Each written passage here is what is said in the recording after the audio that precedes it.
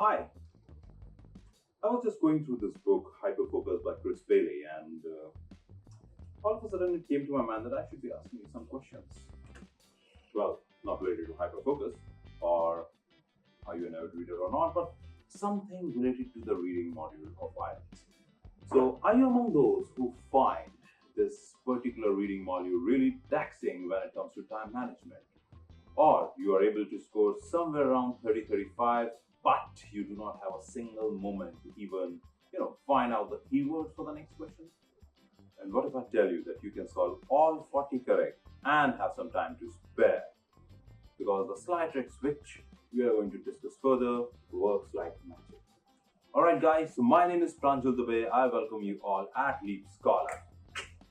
Strategy number 1. Get yourself acquainted to the idea of what exactly this passage is about.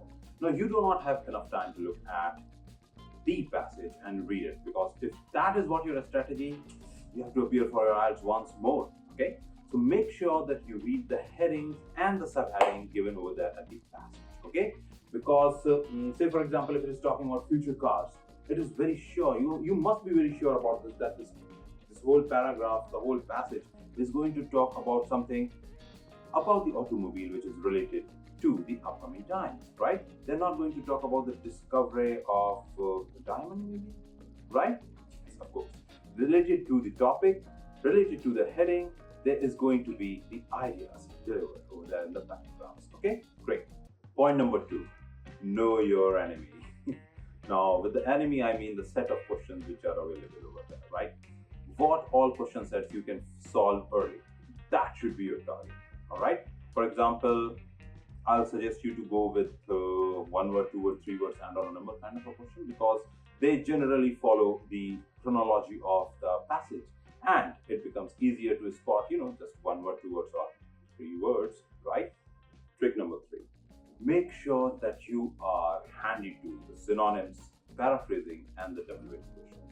They will play a huge role in all the modules, as a matter of fact, not just in reading. Okay, because once you are able to find an answer, if you feel like this is the correct answer, you can check it with the help of the WH questions attached to it. For example, if I'm asking about where, if this question is talking something related to where, and you find happiness as the answer for this, so obviously where and happiness does not come together, they do not gel properly. Where is thing where you are going to represent it with a place, right?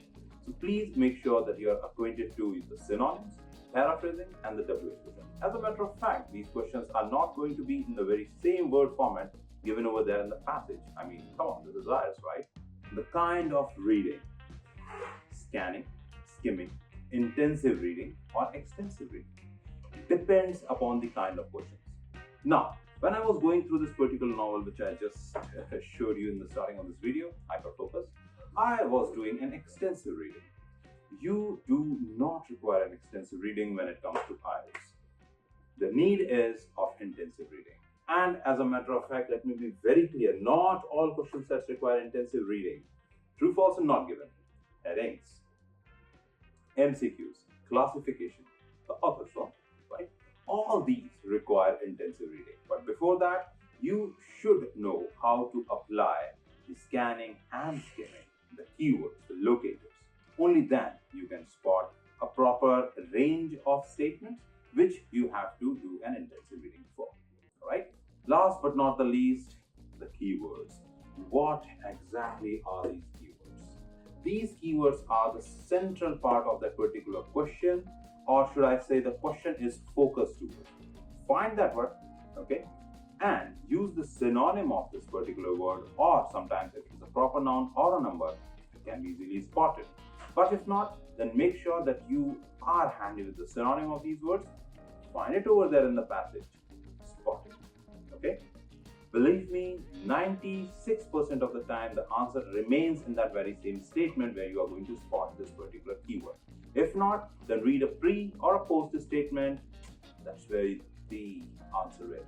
Alright? I'm very sure you found these tricks really handy. Do practice them. Do apply them in your reading skills, and I am very sure that you are going to save at least 5 minutes. That means you will be able to solve all these question sets, all those 40 correct answers under 55 minutes.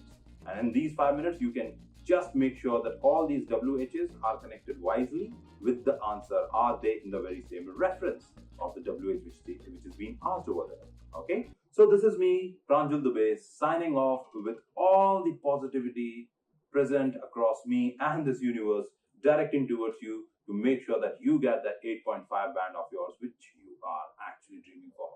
Okay. So please do not forget to subscribe our channel and press the bell icon so that all the notifications and the free lectures and the master classes just pop in over there at your devices. All right. Thank you so very much, guys. Bye bye. See you next time.